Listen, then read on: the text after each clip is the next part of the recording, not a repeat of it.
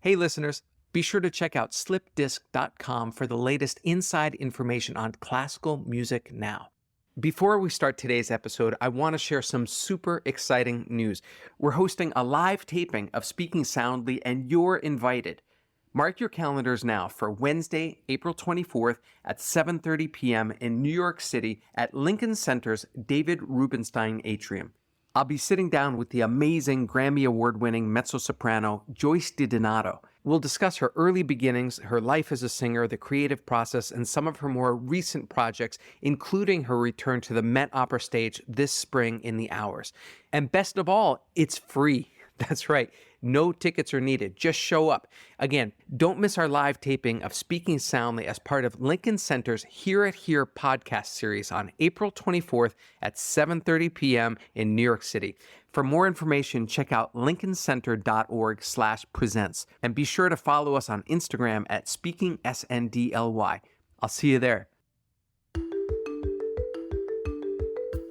Louis Cato is a Grammy-nominated multi-instrumentalist, producer, songwriter, and the band leader of The Late Show with Stephen Colbert. While he can effortlessly perform in any genre on every instrument under the sun, his ultimate goal is to create music that resonates with his audience. The difference between mastering an instrument and mastering a relationship with the entity of music. The latter is sort of where I feel like I landed, where the world makes sense to me. Plugging into that first and foremost is what I'm interested in always.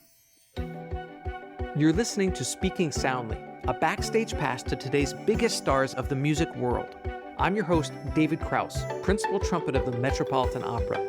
During each episode, you'll hear me speak with inspiring performers about their creative process and the personal journey that led them to the stage. You're a multi-instrumentalist, and I'm whatever is the opposite of that. I've played one instrument, the trumpet, my entire life, but you play every instrument. So first of all, what am I doing wrong? Secondly, and more importantly, how do you account for this natural ability you have to approach and express yourself through any instrument you decide to pick up? Thank you for the vote of confidence.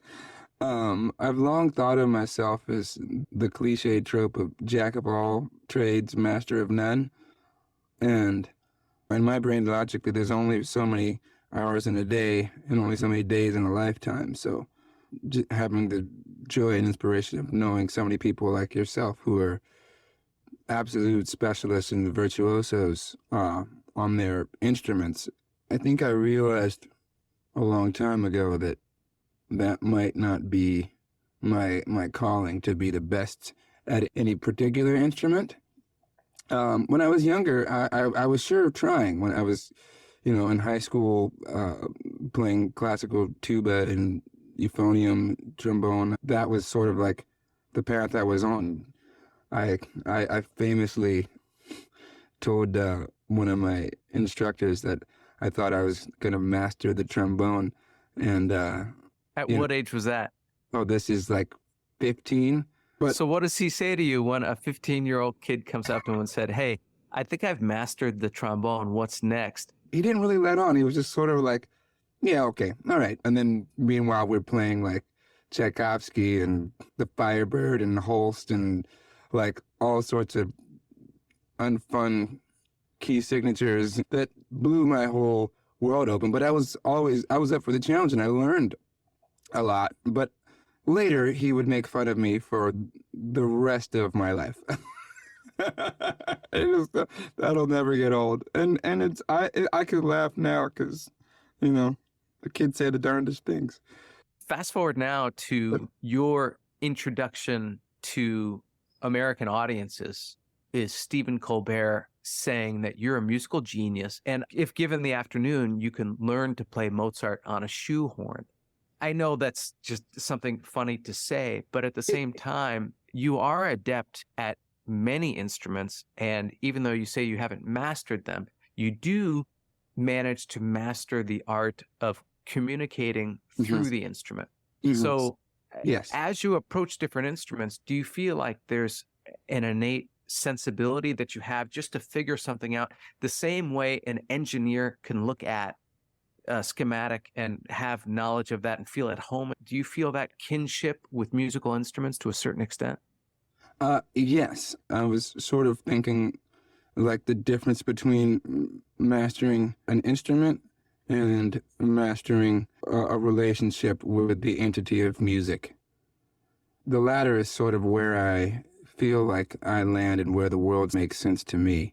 Plugging into that first and foremost, and then the instrument comes, and however to make music out of that is what I'm interested in always.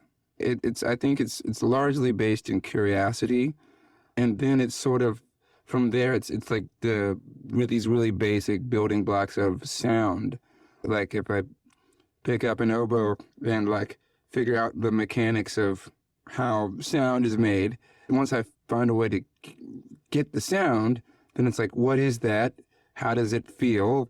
Can it be better, or does that feel like music? Is that a house to build a dream on? Can I stack on from here? And then it's like the building blocks of like, if there's a few notes that are maybe available, that's cool. Starting and stopping a note. And then it's like dynamics. Can I play the note a little louder, a little softer? Sort of just expands from there. But I think I used to really poo-poo on how simple-minded I feel like I am, especially when I went to Berkeley. Like, all these guys and gals from all over the world were just playing circles had just like vocabulary from so many forms of music that I was not yet exposed to. And I grew up in the South, and melodies and rhythms seem just so simple in comparison to everyone else around me. But nowadays, I sort of embrace it as just a part of who I am and what my perspective is. So, I don't know, I find that I don't, especially when I'm making my own music, I don't need a lot in terms of facility to connect with the entity, but it is like sort of like maybe a bit like the engineer metaphor of like building blocks. But for me, the building blocks are tone, sound, dynamics, rhythm, and then it stacks on from there, depending on the limitation of the instrument and the music you're trying to make. And what about practicing? Like you said, by the age of 15, you felt like you had mastered the trombone. What about progressing on the instruments? What does practice mean to you? Well, interestingly, I did have those phases where I was locking myself in a room to learn things, to get things under my fingers, but it was always in the pursuit of facilitating that connection with the music or a piece of music that inspired me. Like when I was in my bass phase, I was less interested in learning every mode and scale up and down the neck in every way that I could possibly play it. But I was very interested in figuring out how in the world Jacko just played this bebop head on a fretless 4-string bass with the harmonics and that sounded so resonant and deeply musical. And so those questions would have me hours into days locked in the room trying to, and in the course of that, you develop a relationship with the instrument sort of like as a byproduct, I think. You started the drums before you can walk. And at the age of 2, your parents bought you a drum kit. And so it's amazing that you took to it right away. But I find as a parent, what's more amazing is that they decided to sacrifice their home, their hearing, and their sanity by giving a 2-year-old a drum set. What in the world inspired them to do that? Dude, I feel the same way. I have 2 kids myself, and I'm just like, what? Really? Wow. First of all, it just makes me extremely grateful to my parents. I talked with my mom about this recently, that it was the consistency with which I was banging on things and finding rhythms, and also she needed her pots and pans back, apparently. So when they got me the drum set, she said I practiced without fail every day of my own accord. At 2. Yeah. You don't have your own accord at 2. I don't even know what that means. You were born in Lisbon, Portugal, because your dad was in the military, raised in a small town in North Carolina in what you call a musical bubble. Mm-hmm. Talk to me about your early musical influences within this bubble. Well, first and foremost, my mother. She is an incredible musical, spiritual being herself. And she started playing the piano when she was 4 years old. She grew up singing and playing in the Church of God in Christ in Omaha, Nebraska. She has a very distinct way of singing and playing that absolutely, unequivocally has been my deepest influence as a result. Her left hand is very distinctly influenced my bass playing. Her right hand is very distinctly influenced my concept of harmony. I mean, she's like number one, you know? Her genetic imprint on you is probably apparent when you look at a picture of her and you could see some of yourself in that. But how does it feel that when your bass playing reminds you of your mom's left hand when she was in church, when you were beside her? How does that make you feel? Very lucky. Very cool. I mean, honestly, like, a deeper level, I feel lucky and grateful. But like on a superficial level, that's cool. That things can be passed on in that way. It just speaks to how powerful it is that music can have those strands that are just as potent as a piece of DNA. As you're growing up in this very tight-knit community within the church, you weren't exposed to any music that wasn't church music, right, until high school. What was that first introduction like to rock and pop and the jazz and the whole world of music that was out there? That must have been overwhelming since it all came at once. I mean, at first it was just like, wow, wow, wow, wow, wow, gobble, gobble, gobble, you know? But then it was like, Jimi Hendrix is a great example because I didn't have footage. I had audio recording and I didn't have anyone that I was watching do it. So I just wanted to learn the notes. But there was so much more than just the notes that I didn't know. And I distinctly had this feeling a couple times in my life. One, when I was looking to like graduate high school, and another time when I was leaving Boston. And both of those times I felt this feeling of having reached a ceiling. Like, this is as far as I can go on my own. I know there's another level, but I have no idea what it looks like or where it is or how to find it or get there. I just know that like there's more within the things that I already have learned. And then later in that Hendrix example, I just being around and getting to watch people and then getting to watch footage, you start to find that like there's 10 different ways to play this note and different dynamics of which to do it, and then another 5 or 6 combinations of pickups that make it sound and feel totally different.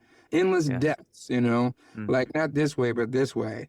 Yeah, I'd say more so than overwhelming, I was just feeling like an implosion of need to learn whatever else is outside of here, but I don't know what it is. And in pursuit of that, after high school, you decided to go to Boston and study at Berklee College of Music. After never having a single lesson on any of the instruments that you played, did that experience excite you or did it turn you off to this process because it was so counterintuitive to what you had already done? Both. Some things excited me, some things I never really connected with. I think classroom learning was not necessarily the most intuitive for me. It was hard for me to wrap my head around one singular approach that a college has to take. You know, at the time it was like, this is harmony, and if it's not this, then it's either not right or not valid. And that was hard for me because I was like, but still sounds good uh, over here. And so, especially at that time in my life, it was hard for me to like turn that part of my brain off and just really focus on like accept like what was being given to me as one of many approaches, but also the people that I met there, and made music with and relationships with, I was very into and intrigued by and learned worlds from, and a lot of those are still some of my closest friends today. Well, you made it 2 semesters before you went on the road and started working as a Yeah. musician. Was that a scary proposition, or were you just excited to get out and do your thing? It was a little unknown. There was this push and pull around work school balance, and that could cost you grades, which could cost you scholarship, of which I did not have much to begin with. And so I was already going into a significant amount of debt, and I couldn't afford to like lose any of the scholarship money that I already had. But ironically, I was like, wow, this is cool. I'm working and supporting myself and paying my own rent outside of school, and I'm learning just playing at the jazz club at Wally's down the street. So it was kind of like that dichotomy that ultimately made the decision clear for me. Like, and also like my oldest daughter was on the way, so I was even more so thinking about the financial logistics of turning down work to like be in school and collect debt. And it was really kind of that simple. I came to Boston to learn. And so as long as I keep learning, then this plan will work for me. So I didn't end up returning. In 2015, when you joined the Late Show band with Jon Batiste, you were first brought on as a producer and then as an instrumentalist. And then when Jon Batiste left, you took over as band leader. As your roles shifted throughout the past decade within this particular band, what's been the biggest challenges for you as your role has changed? I would say the energy management has definitely been one of the biggest challenges. There's a lot of decision making that comes with the job, like music for this bit, that bit, walk-ons, balancing between what a guest may want to walk onto versus what I feel like would be right for the energy of the show to walk onto, and then how decisions about how to manage that, or if I can make an arrangement that like meets in the middle. That's kind of like one of the biggest parts of the job is, making the musical fingerprint of the show consistent and at a certain level, and functionally making guests feel welcome, host feel comfortable, band feel utilized, audience engaged, the whole thing. As a band leader in a long-standing TV show like that, you're joining the ranks of people like Jon Batiste and Questlove, but also like Doc Severinsen, Paul Shaffer, and many others. What makes a great band leader? That's a great question, because there's categories that I get from the different guys that I've learned from. Batiste, the way that he would sort of set the environment musically in the room and like create a tonal through line from the warm-up before the cameras are even on to the last note of the closing theme. It gave the show sort of this musical fingerprint. He'd warm the crowd up with like one of his original songs, and then has his distinctive like voice and style of piano, but that also would carry over throughout, like in an interview, if the energy rises up and like there's a big laugh or something, you hear that same style of piano and laughter like from him in the cracks. And so it sort of like gives it this sonic identity. And I think that was part of what made him so great at the job. Someone like Paul Shaffer, he was just a really good sort of like having the band always tight, always prepared, but then personally being so good of a conversationalist to where the host could bounce off of him in conversation. He kind of occupied more of a sidekick to Letterman. That was a big part of what made him so great at the job.